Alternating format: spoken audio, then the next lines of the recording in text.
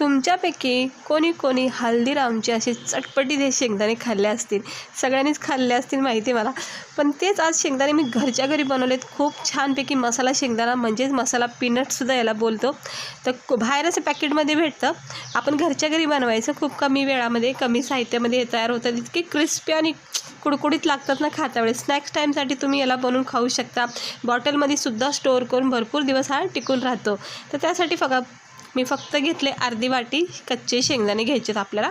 स्वच्छ धुवून मग सुकून घ्यायचे आहेत. हे बघू शकता मस्त. आता हे मी अर्धी वाटी शेंगदाण्याचा पीनट्स मसाला बनवणार आहे. तर जरा साईडला ठेवूया. आणि हे 1 वाटीचं थोडंसं कमी असं बेसनपीठ घेतलेलं आहे.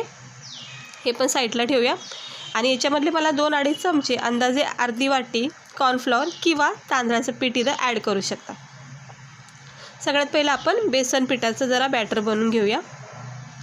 त्यासाठी हे 1 वाटी ना बेसन पीठ याच्यामध्ये मिक्स करून घेऊया. हे मसाला पीनट्स ना खूप छान लागतो. म्हणजे तोंडाला चव वगैरे नसेल ना, तर अशा वेळेस ना तुम्ही एक खाऊन बघा. इतकं मस्त चटपटीत आणि असं छानपैकी तोंडाची चव वाढण्यासारखा असतो हा. आता मी बेसन पीठ टाकून घेतलं आहे. याच्यामध्ये थोडासा गरम मसाला टाकला आहे.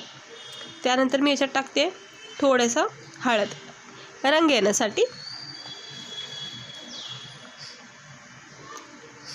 आता आपण ह्याच्यात टाकायचं धना पावडर 1 चमच्याच्या अंदाजाने. त्यानंतर चांगला स्पायसी तिखटपणा येण्यासाठी 1 चमचा मी इथं लाल मिरची पावडर टाकलेली आहे. आणि चवीनुसार मीठ जरा थोडंसं ह्या स्टेजवर कमी टाका, कारण आपण थोडेसे चटपटीत मसाले म्हणजे चाट मसाला वगैरे सुद्धा याला टाकायला लागतो. त्यामुळं मीठ थोडंसं कमी टाकायचं. आणि आता मी इथं 2.5 चमचेच्या अंदाजाने अर्धी वाटीच्या अंदाजाने कॉर्नफ्लॉवर ॲड करते. कॉर्नफ्लॉवर टाकल्यामुळं काय होतं, कुठलाही साहित्य असो तळणीचं छानपैकी क्रिस्पीपणा आणि असा भरपूर वेळापर्यंत म्हणजे कडकपणा त्याच्यामध्ये तयार राहतो. मग कुठलाही पदार्थ असू दे, भजे वगैरे वड्या वगैरे. तर ह्याच्यामध्ये सुद्धा मी कॉर्नफ्लॉवर टाकले. आणि कॉर्नफ्लॉवर नसेल तर मग तांदळाचं पीठ. हे आता सगळं मिक्स करायचं. तुम्ही शेंगदाणे टाकून वर बेसन पीठ असे मसाले वगैरे टाकून सुद्धा कोटिंग करू शकता, किंवा असं वेगळं मिक्स करून सुद्धा याला कोटिंग भेटते. आता मी सगळे मसाले बेसन पीठ आणि कॉर्नफ्लॉवरमध्ये एकजीव करून घेतलेले आहेत. पातळ बॅटर आपल्याला अजिबात नको आहे. जरासा असा घट आणि थिकनेस पाहिजे. काय होतं, आपल्या शेंगदाण्याला ना पॅक झाला पाहिजे मसाला. चारी बाजूने व्यवस्थित अशी कोटिंग पॅक झाली पाहिजे मसाल्याची. आता हे बघा, हे असं क्रीमी टेक्स्चर घ्यायचं आहे. हे बघा किती छान असं क्रीमी टेक्स्चर झालेलं आहे. हे असं बनवायचं. आणि जितके लागतील मग तितके शेंगदाणे तुम्ही इथे टाकून घ्यायचं आणि मिक्स करायचं. हे असं मिक्स करता वेळेसच शेंगदाण्याला आपले मसाले पूर्णपणे पॅक होत राहतात. हलक्या हाताने हे असं मिक्स करवत राहायचं. बघू शकता किती छान असा हा मसाला पॅक झाला आहे शेंगदाण्याला. कट टू कट हा मसाला शेंगदाण्याला पॅक झालेला आहे. मस्त कोटिंग भेटलेली आहे. तुम्हाला मी जवळून दाखवते जरा. हे बघा झालेला आहे. हे बघा जरा जवळून बघू शकता तुम्ही याला, किती छान हा मसाला पॅक झाला आहे शेंगदाण्याला. हे बघा पूर्ण मसाले डीप झालेत शेंगदाण्यामध्ये, किंवा शेंगदाणे डीप झालेत मसाल्यामध्ये. हे अशा प्रकारे आपल्याला बनवायचं, किंवा शेंगदाणे टाकून वरून मसाला वगैरे सुद्धा टाकून तुम्ही हा बॅटर बनवू शकता. 2 स्टेप आहेत त्याचे. गरम तेल करायचं आणि मग मंद गॅस करायचा, अगदी हाय फ्लेम नाही करायचं.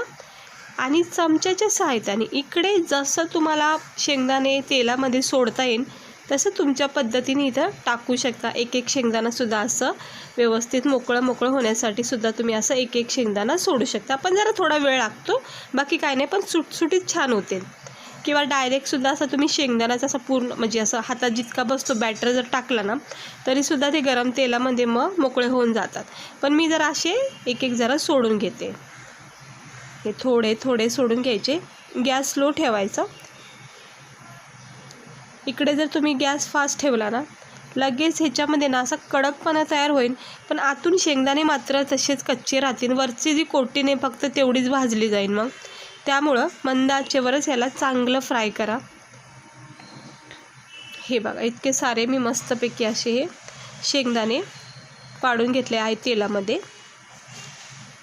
आणि ह्याला थोडा वेळ द्यायचा, जास्तीत जास्त 2-3 मिनटं द्यायचे, म्हणजे दोन्ही बॅच आपले तळून होतील 5 मिनटामध्ये.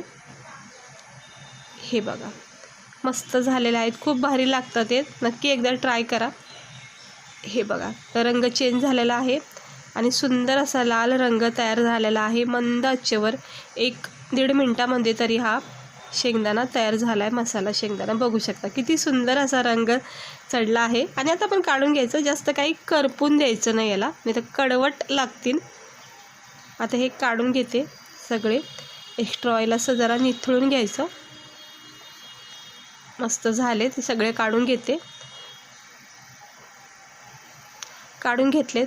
आता मी दुसरेसुद्धा सेम प्रोसेसने टाकते. असं एक शेंगदाणा टाकायचं. टाकायला गेलं तर पटापटासुद्धा हे पडले जातात, काही इतकं म्हणजे टेन्शन नाही आहे.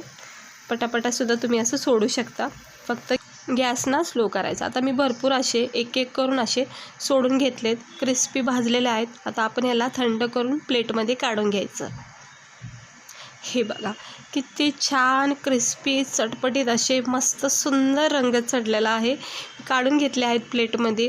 संध्याकाळी ना स्नॅक्स टाईमसाठी ना उत्तम आहे. वरून असं आमचूर पावडर टाकते मी. इकडे तुम्ही चाट मसाला, थोडंसं काळा नमक मीठ असतं बघा, ते सुद्धा टाकू शकता. मी इकडे आमचूर पावडर टाकला आहे आणि थोडासा याच्यावर आता मी लिंबू रस असं पिळून घेते.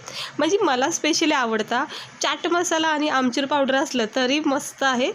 तर इतके छान लागतात ना, आंबट असा चटपटी स्वाद लागतो खाता वेळेस आणि इतका क्रिस्पी पण असतो याच्यामध्ये, तोंडाला पाणी सुटन. एकदा तुम्ही खाऊन नक्की बघा. हे बघा किती कडक झालेत, आत्ता जस्ट काढलेत. आता वेळ गेला ना थोडासा की अजून याच्यामधला क्रिस्पीपणा तयार होत राहतो.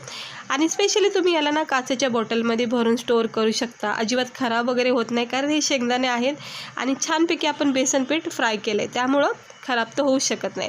चहासोबत तुम्ही गरमागरम हे घेऊ शकता बनवून, किंवा असं टाईमपास म्हणून कुठेही नेऊ शकता बनवून खायला. कशाला बाहेरून आणायचं, घरच्या घरी आपल्याला हे सहज बनवता येऊ शकतात. तर खर्च वाचवायचा आणि घरीच मस्त बनवू शकतात भरपूर क्वांटिटीमध्ये. हे बघा याचा क्रिस्पीपणा किती सुंदर झाला, इतके कडक लागतात आहेत ना. आणि खाऊन बघू शकते मी, आता खाते एक. तर मस्त झालेले आहेत. तर आवडले असेल तर नक्की एकदा ट्राय करा. हे असा मसाला पीनट्स, म्हणजेच हल्दीरामचे जे भेटतात ना मसाला पीनट्स, अगदी तशी चव लागते. फक्त असेच बनवा स्टेप बाय स्टेप. तर मी एक खाऊन बघितला आहे, तर इतका कडक लागला आहे, मस्त क्रिस्पी. हे बघू शकता, याची कोटिंग बघा मसाल्याची, बेसन पिठाची कट टू कट लागले. कुठंच आपला असा शेंगदाणा दिसून येत नाही, म्हणजे परफेक्ट बसला आहे कोटिंग मसाल्याची. तर इतका मस्त वाटतोय ना, खाता क्षणी फुटला गेला आहे शेंगदाणा दाताखाली, इतका छान क्रिस्पी झाला आहे आणि चवदार, म्हणजे चटपटीत वाटतोय. तर गरमागरम चहाबरोबर मी खाणार आहे, टी व्ही बघताना, जेवताना, किंवा असंच आपण जेव्हा फ्री टाईममध्ये बसतो त्यावेळेससुद्धा हे खायला खूप मस्त आहे. लहान मुलालासुद्धा तुम्ही देऊ शकता. चला, व्हिडिओ आवडला असेल तर लाईक करा.